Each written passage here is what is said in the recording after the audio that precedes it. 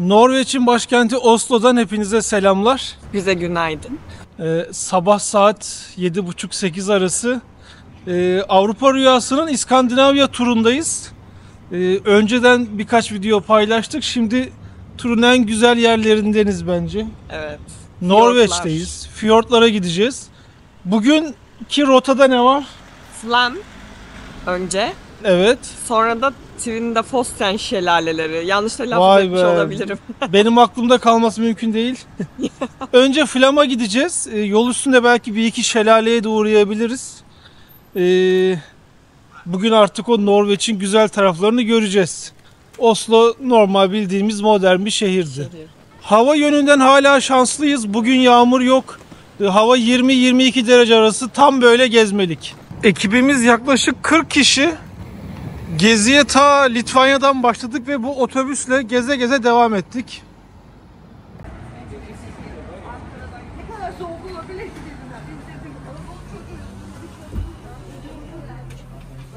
Avrupa Birliği üyesi değil, 2 defa reddettiler Avrupa Birliği'ni.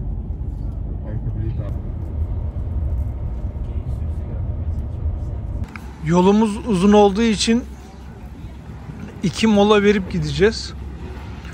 İlk mola yerindeyiz. Küçük bir AVM gibi biz soluklandık. Devam ediyoruz.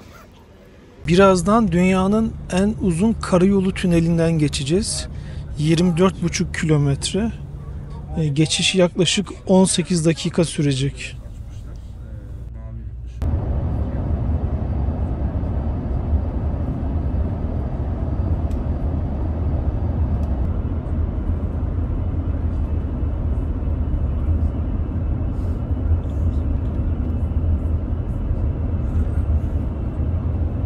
Şimdi Flam'a geldik uzun bir yolculuktan sonra. Azıcık uykulu. Tabii yollar güzeldi ama otobüsten onu size yansıtmak biraz zor. Şimdi Flam'da yapabileceğiniz birkaç şey var. Bu trenle turistik bir tren rotasına gidiyorsunuz. Yaklaşık 20 kilometrelik bir yol. Dağları, tepeleri geziyor. Aşırı popüler. Biletlerini önceden almanız gerekiyor. Son dakika gelip bilet bulmanız biraz zor. Eğer daha önce böyle ülkeleri gezdiyseniz, trenle yolculuk yaptıysanız pek sizi tatmin etmeyebilir. Ben daha önce çok tren yolculuğu yaptım. Bunun gibi yerlere de çok çıktım. O yüzden bu trene binmeyeceğiz. Diğer bir alternatif, karşıda tekne var. Feribot ya da. Onunla da böyle fiyortların arasında gezebiliyorsunuz.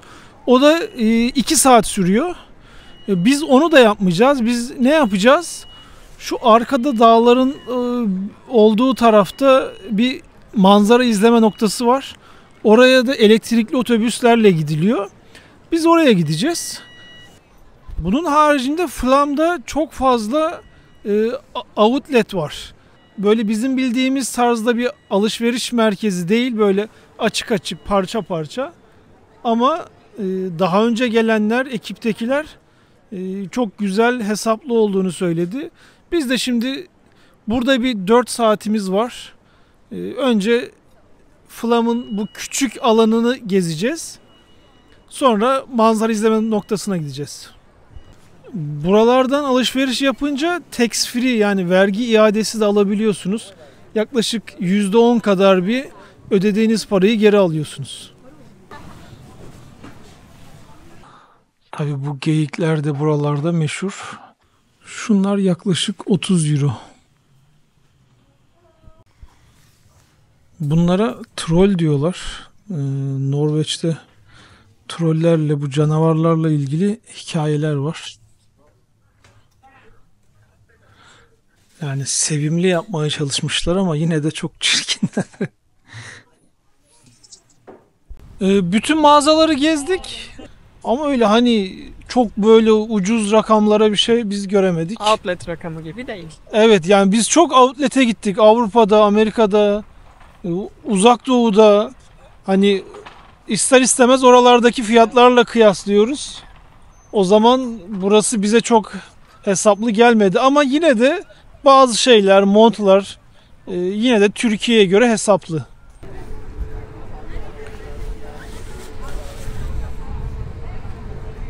Burası şu an çok kalabalık.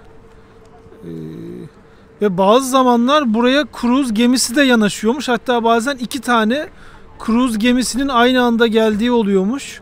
O zaman zaten buralarda hiç gezemez, vakit geçiremezsiniz diyorlar. Şu an anladığım orta kalabalıkta ama yine de mağazalara girince böyle her taraf ana baba günü gibi.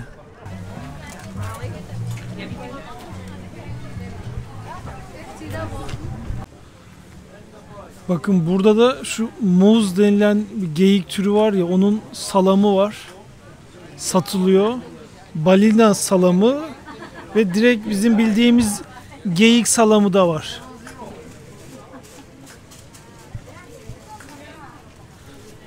Hello. Şu balina salamı. Şu şekilde bir sucuğun ya da salamın fiyatı 15 euro. Yani o da 200 gram ancadır. Bakın döner kebap var. Abimiz de muhtemelen Türk.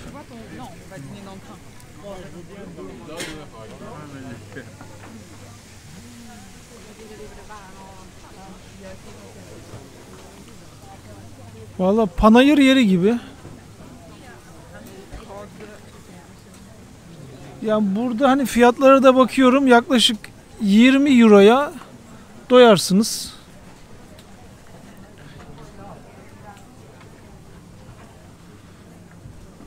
Mesela şu menü yaklaşık 20 euro.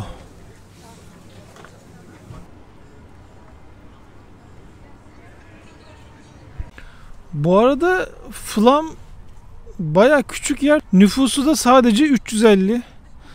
Ama buraya çok fazla turist geliyor gördüğünüz gibi. Yani yılda 200 bin kadar turist geldiği tahmin ediliyor. Buradaki fiyort dünyanın en büyük ikinci fiyorduymuş. Uzunluğu 204 kilometre.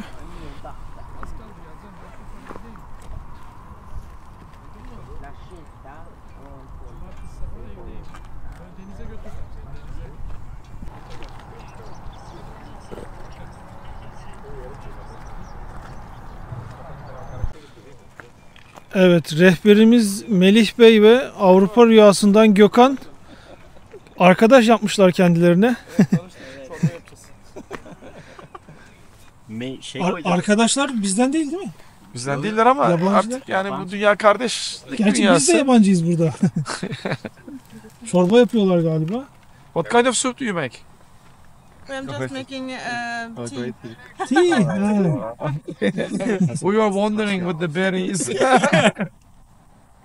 Çay yapacaklarmış. Flam'dan, buradaki fiyorttan Gökhan bize biraz bilgi verecek. Merhabalar. Şu anda İskandinav Rüyası turumuzun Flam bölgesindeyiz. Sognefjord. Dünyanın en uzun ikinci fiyordu Kanada'daki fiyorttan sonra. Yine aynı zamanda şu anda katılımcılarımız da burada Flam trenine biniyorlar. Bizim turumuzun şu anda 8. günündeyiz biz. Litvanya'dan başladık. Letonya, Estonya, Finlandiya, İsveç, Danimarka yapıp daha sonrasında Norveç'e geldik. En son ülkemizdeyiz. 4 gün geçiriyoruz Norveç'te. Şu an Flam'daki gezimizi bitirip birlikte misafirlerimizle birlikte Voss'a geçeceğiz. Norveç fiyortlarının ana merkezi olan yerde 2 gece konaklayacağız ve sonra tekrar Oslo'ya dönüp uçağımızla birlikte ülkeye döneceğiz. Rotası seyahat olarak bildiğiniz Mehmet'le birlikte bizim şu anda 4. turumuz. Biz birlikte yap. 5. 5. tur. Bak ben bile hatırlamıyorum. Birlikte yaptığımız 3. tur. 2 tane de benden ayrı. Siz gittiniz yine aynı şekilde. İşte Britanya'da başlamıştık. Noel kasabaları yaptık. Evet. Endülüs yaptık. Alp gölleri yaptık. Sonra da buna geldik. İskandinav'dayız en son. Manzara gördüğünüz gibi anlatılmaz. Yaşanır. Teşekkür ediyoruz bilgiler için. Biz şimdi yine gezmeye devam edelim. Şu tepelerde bir yerlere çıkacağız biz inşallah. Tam şuranın arkasına gideceğiz.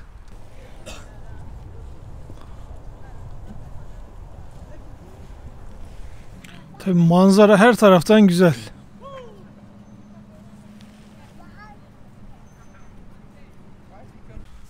Norveç'i bu gibi karavanlarla da gezmek çok popüler. Yol üstünde birçok yerde karavan park alanı gördük. Her yerde karavan görüyorsunuz. Mesela ta Fransa'dan gelmiş.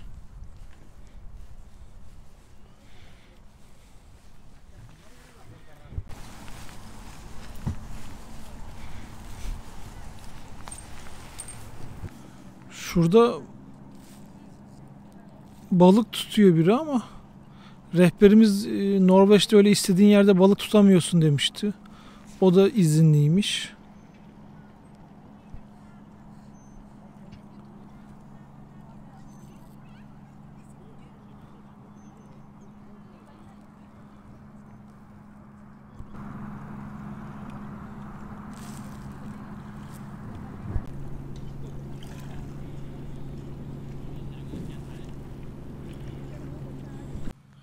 Çok sakin bir yer. İnsanlar böyle oturuyor.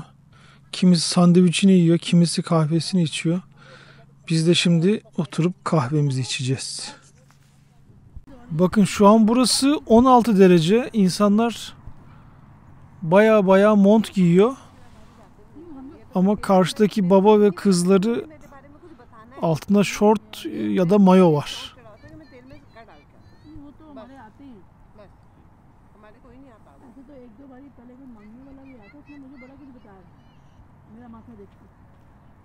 जाते भाभी बड़े कम आदमी हो जाते हैं जो जाते हैं मेरे ये दोनों नहीं जाते उस टाइम तो इनको मैंने बोला था आप लोग साथ चलो अभी का भाई हम तब लेके गए थे अभी का बायोडाटा भी उनको देना अकेले में मान नहीं रहा वो अकेले में हमने बोला तो कोई साथ में बंदा उसको देते क्योंकि 4 घंटे के लिए मिली है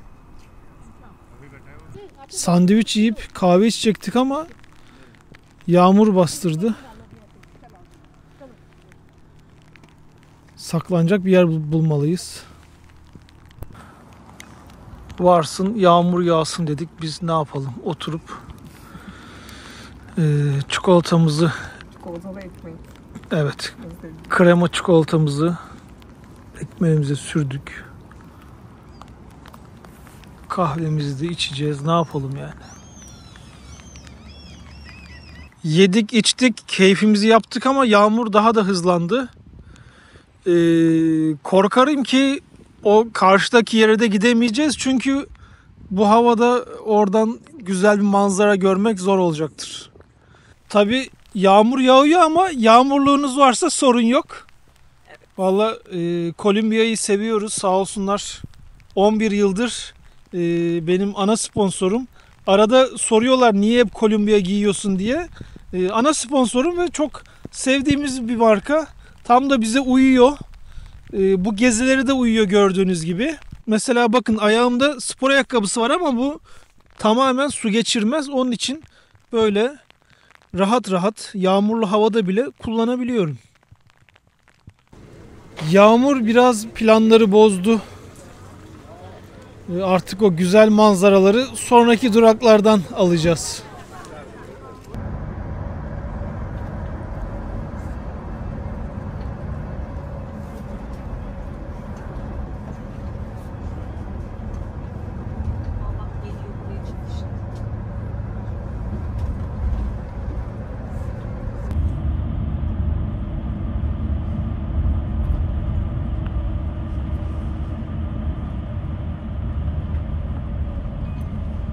Otelimizin konumuna bakın. Muhtemelen odalardan da manzara güzel olacak. Oda tahmin ettiğimiz gibi çok güzel bir manzaraya sahip. Otel eski ama konumu ve manzarası çok iyi.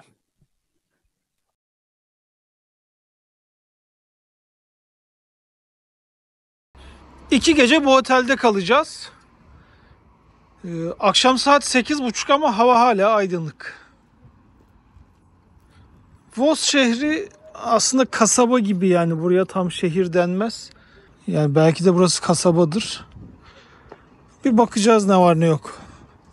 Birçok yerde gördük böyle bazı evlerin çatılarında toprak ve çimenler var.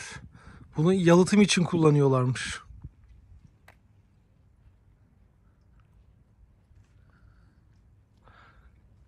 Tabii ilk aklımıza gelen börtü böcek olur.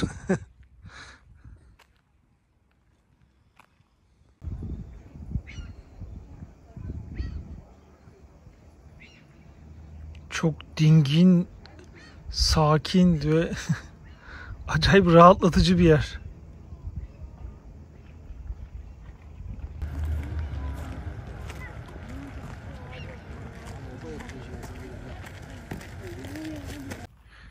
Valla benim üstümde şu an polar var. Havada 15-16 derece.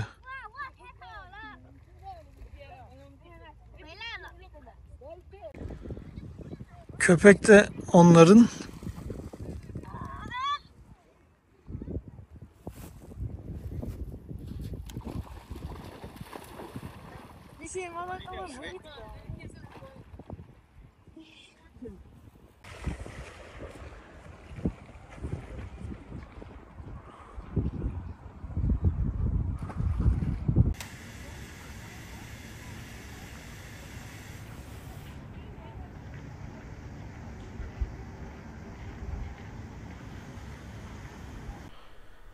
Sabah da bu manzaraya karşı uyanmak ayrı bir güzel.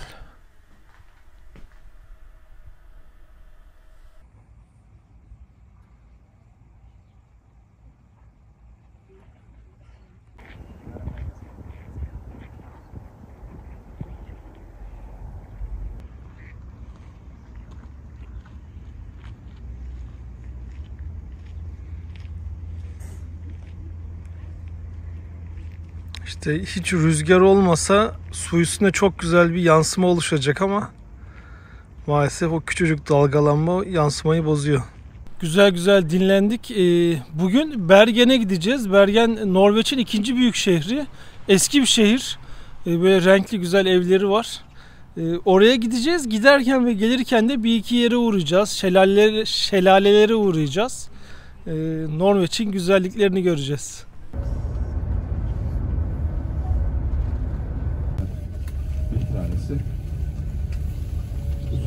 Bulunduğumuz yer Voss diye geçiyor ve buranın suyu çok meşhurmuş. Hatta dünyanın en iyi sularındanmış. Yani Amerika'da bile bu Voss suları satılıyormuş.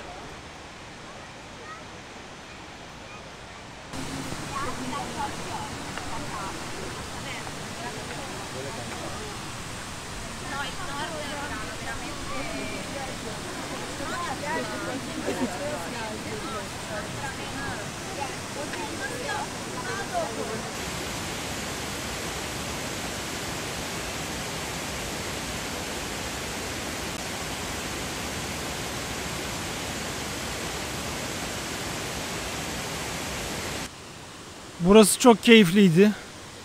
Suyundan da içtik. Gerçekten lezzetli su. Voss suyu meşhurmuş.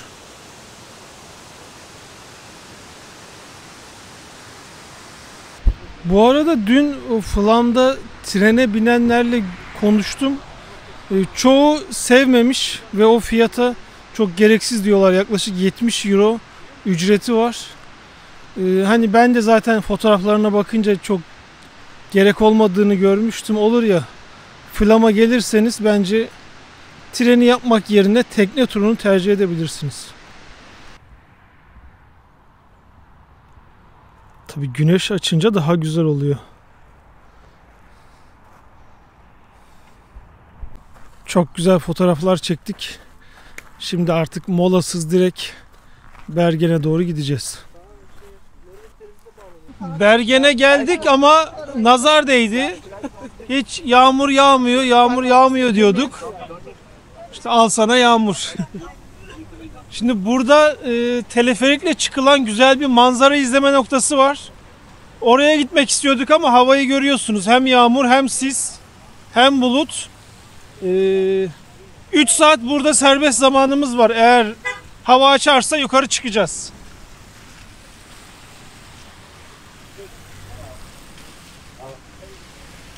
Burası Oslo'ya göre daha eski bir şehir. 1070 yılında kurulmuş. Ta Orta Çağ döneminden kalma bir şehir. Aynı İstanbul gibi 7 tepenin arasında bulunuyor. 7 tepe ve 7 fiyortun. Yani biz tabii Oslo'dan buraya karayoluyla geldik. Yol uzun sürüyor. Bir gece de Voss'ta kaldık. Hani vaktiniz yoksa direkt buraya uçakla gelebilirsiniz. Havalimanı var. Şehir çok güzel görünüyor. Yani hava böyle kapalı olduğu halde önce otobüsle bir tur attık çünkü şehir gerçekten güzel. Tam göbekteyiz. Aşırı turist var. Buraya bir kruz gemisi de gelmiş. Onlar gelince ortalık daha da kalabalık oluyor tabii. Daha önce bu topraklarda Vikingler de yaşamış. Vikingler İskandinav ülkeleri olan Danimarka, İsveç ve Norveç'ten çıkmış. Bu ülkeleri gezerken de her yerde hediyelik eşya satılırken o Viking figürlerini gördük. Hepsi benimsemiş onu fazlasıyla. Tabi denizcilikte usta oldukları biliniyor. Biz tabi onları biraz da gaddar biliyoruz. İyi savaşçı olduklarını biliyoruz. Ama aslında ticaret ve çiftçilikle de uğraşıyorlarmış. Ahşap ve taş evlerde yaşıyorlarmış. Ve tabii çok iyi savaşçılarmış. Bergen eski bir yer. Hatta buranın liman bölgesi UNESCO'nun Dünya Mirasları listesinde. Karşıdaki renkli evleriyle de meşhur. Tabii buralarda bu tip meyveler çok pahalı. Şu gördüğünüz bir tanesi yaklaşık 7 euro.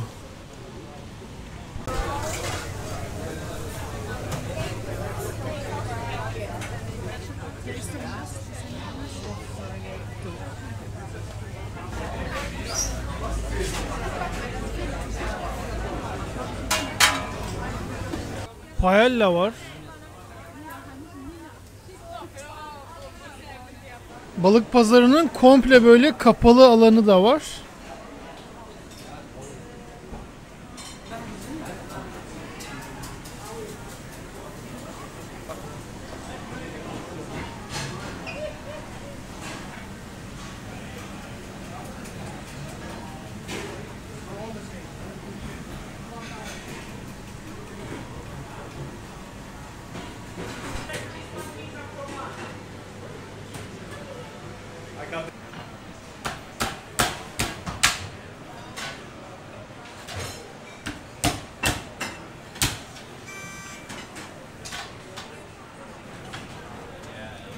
Yani bakın pazardan çıktık, şu karşıdaki manzara gerçekten güzel. Yani kameraya yansıtmak bunu biraz zor. Hava da kötü maalesef. Sönük görünüyor ama şehri biz çok sevdik. O finikülerle çıkılan tepede işte burası. Şimdi buradaki zamanımızı iyi değerlendirmemiz lazım. Buralara tekrar gelmek çok zor. Bir restorana gidip yemek yeseniz yaklaşık 1 saatinizi alır. Burada siparişi vermek, hemen gelmesi öyle çok hızlı olamıyor. Onun için biz bu gibi gezilerde öyle gidip restorana çok yemek yemiyoruz, yiyemiyoruz. Ama akşamları artık otele döndükten sonra olabiliyor. Her yer artık o kadar turistik ki sürekli tax free yazıyor. Hani alışveriş yapınca vergi iadesi alabiliyorsunuz.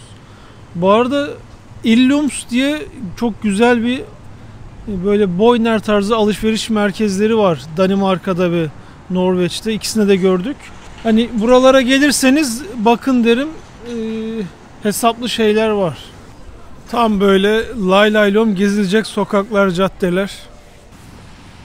Yine yürüme mesafesinde şehrin merkezinde bir göl var.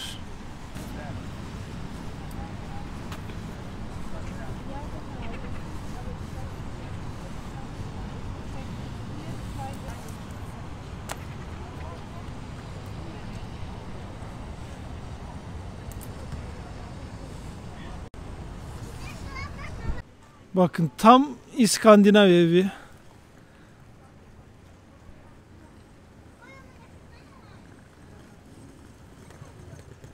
Zaman nasıl geçti burada anlamadık ya. 3,5 saat. Göz açıp kapanıncaya kadar. Hava da kapalıydı yani, evet, ona rağmen. Yani burası bir de güneşli olsa evet, inanılmaz güzel, keyifli bir yer bizce. Nasıl sence? Ben çok sevdim. Çok sakin, kalabalıktı ama galiba o gemiden dolayı turist çok fazla vardı. Uzak Doğu Asya. Oslo'yla ortam çok kıyaslar güzel. mısın? Oslo'yla kıyaslarım. Burası daha küçük. Oslo daha modern, Daha büyük. daha büyük. Evet. Yani burada yürüyerek her yeri gezebilirsiniz. Onu anladım. Ya burada bir de hani burası 1000 yıllık bir şehir. Ben daha çok eski Tarihi. yapılar bekliyordum. Tarihi yapılar ama çok onu göremedik.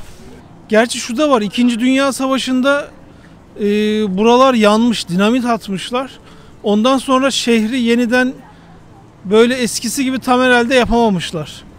O sebeple belki de böyle pek eski tarihi yapılar göremiyoruz. Şimdi artık Vos'a geri döneceğiz ama yol üstünde bir yere daha uğrarız belki.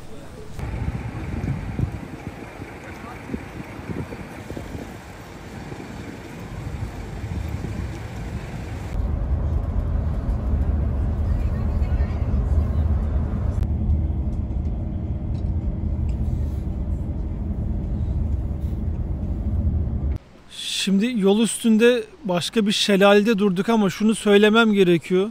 Norveç gezimiz boyunca bakın şurası tuvalet sırası. Tamam ülke gelişmiş ama yani tuvalette hep bir sıkıntı var. Tuvalet yok. AVM'ye gidiyorsun 4 katlı, üstte bir tane var, gidiyorsun yine sıra 15 dakika beklemen gerekiyor. Hani gelişmiş ülke deyince insan bu gibi sorunları da çözerler herhalde diyorsun ama yok, çözülmüyor. Yalnız şu manzara şelaleden daha güzel bence. Şu karşıdaki beyaz balyalar saman.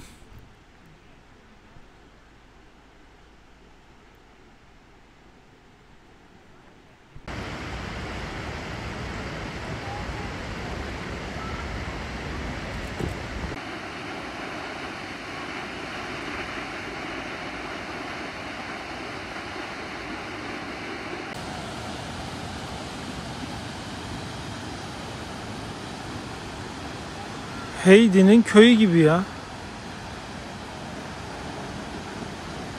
Tabii Heidi İsviçre'deydi ama olsun. Norveç'te her turistik yerde şu gibi böyle outdoor ekipmanlar satan hediyelik eşyacının yanında butikler, mağazalar görüyorsunuz. Ama hani ben fiyatları daha hesaplı bekliyordum. Çünkü çok ucuz olduğunu, çok iyi olduğunu söylemişlerdi. Yani o kadar da değil, öyle bir ya da şu an indirimli döneme denk gelemedik. Öyle çok da büyük beklentileriniz olmasın derim o fiyat konusunda.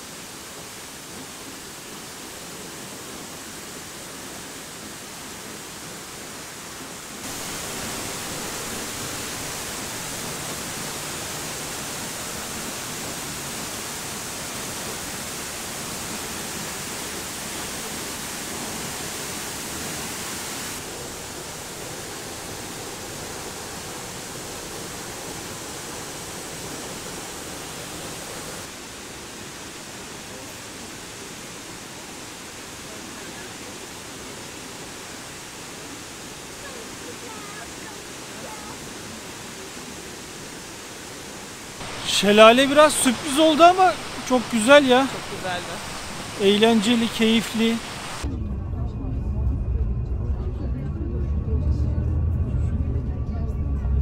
Yine bu manzaraya uyandık. İndik, otelde kahvaltımızı yaptık. Şimdi Oslo'ya doğru dönme zamanı. Yolda yine uğrayacağımız yerler olacak.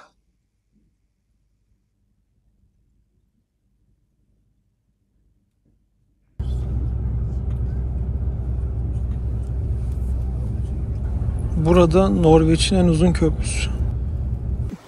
köprüye bir uzaktan bakacağız. Hardanger Köprüsü 1380 metre uzunluğunda asma bir köprü.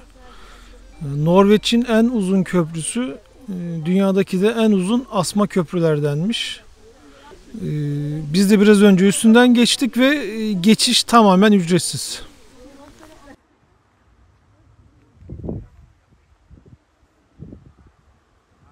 Yol üstünde yine büyük bir şelale var. Onu izlemek için durduk. Ama hava çok sisli. İnşallah bir şeyler görürüz. Şimdi bu gibi dağlık yerlerde hem dağ hem yeşillik hem su olunca o bölge kendi havasını oluşturabiliyor. Yani hava durumuna bakıyorsunuz, belki yağmur yok, bulut yok, güneşli gösteriyor ama birden orası kendi havasını oluşturup böyle kapalı hale getirebiliyor. Herkes aşağıya bakınıyor ama bir şey görülüyor mu?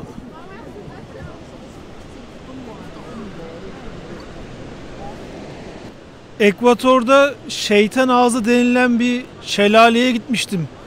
Görür görmez orayı anımsattı. Sular 163 metreden aşağıya dökülüyor. Bu da onu Norveç'in en yüksek şelalelerinden biri yapıyor.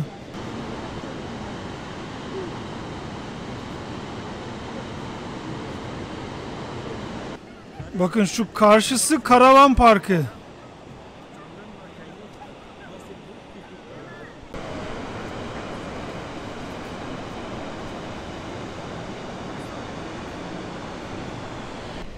Şimdi şu karşı köprüye biz de gideceğiz. Evet, sis açıldıkça manzara da güzelleşiyor.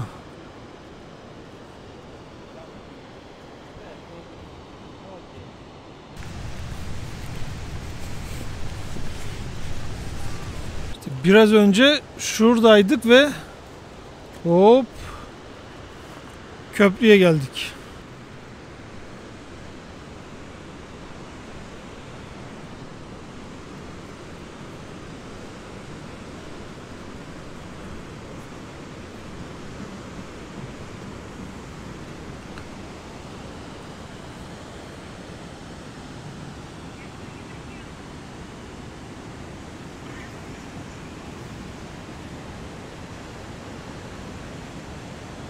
Manzara gerçekten güzel.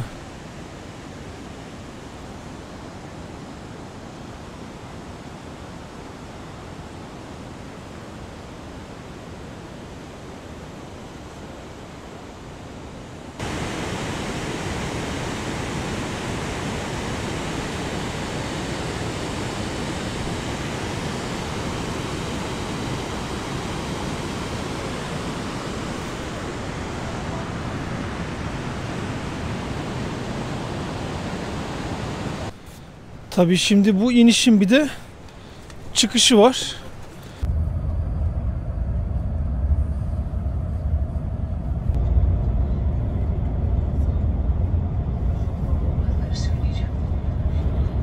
Norveç Schengen bölgesine dahil, yani Fransa'ya, Almanya'ya aldığınız vizeyle buraya gelebiliyorsunuz ama Avrupa Birliği'ne dahil değil.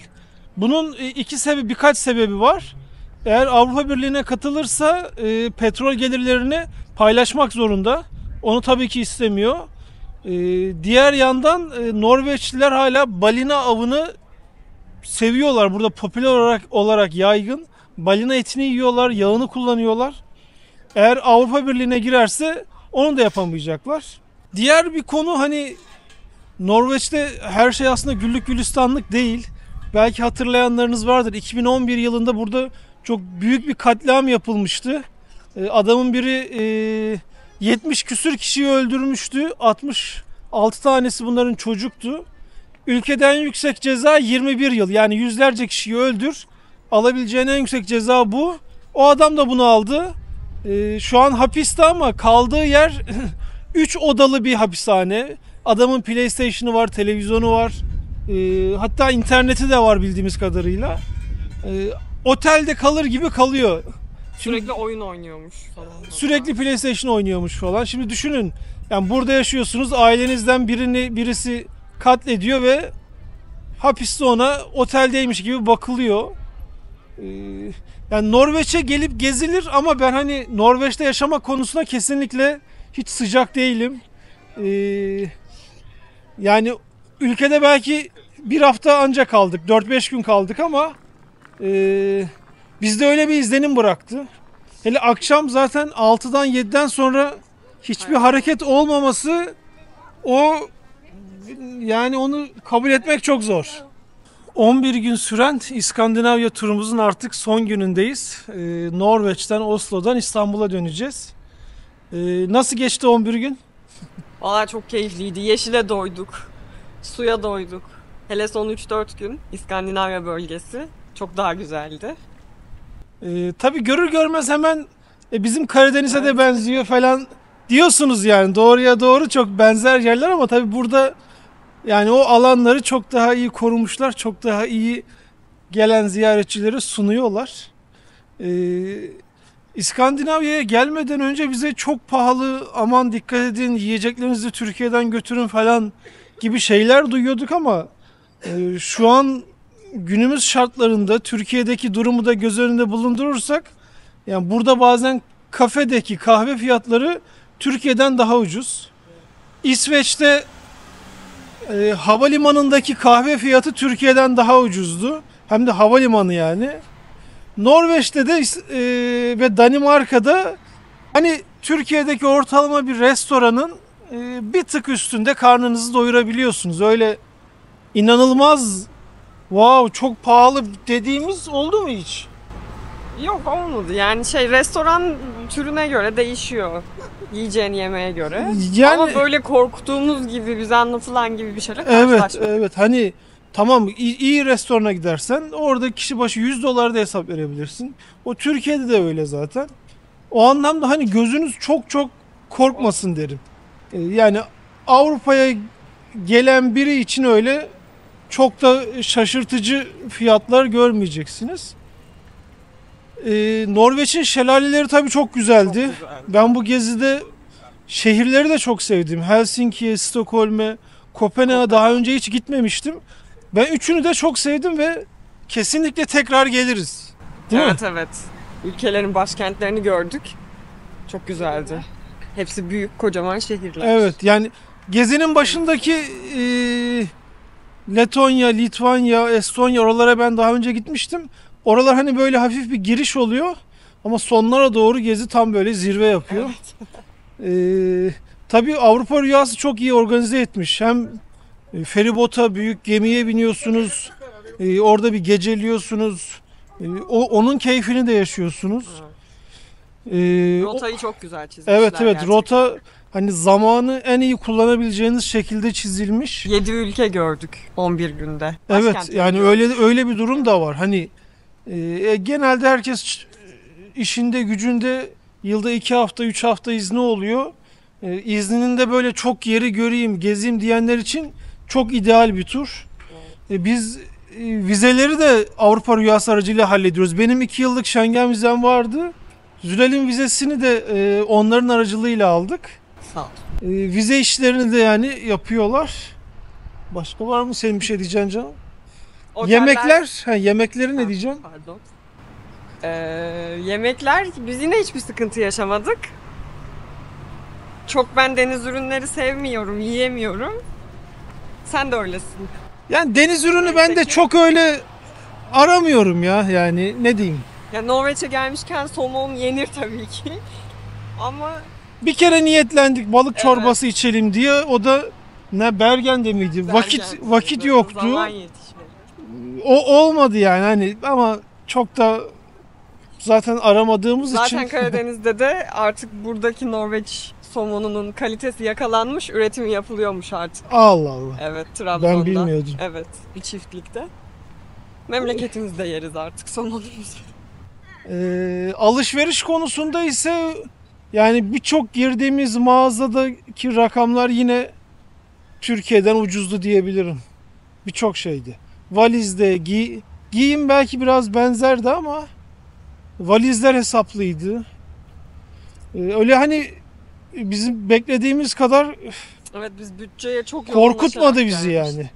Otellerin çoğu şehir merkezindeydi ve çok Hani gayet düzgün, temiz otellerdi. Avrupa Rüyası'yla her 10 otelin 9'u genelde güzel oluyor.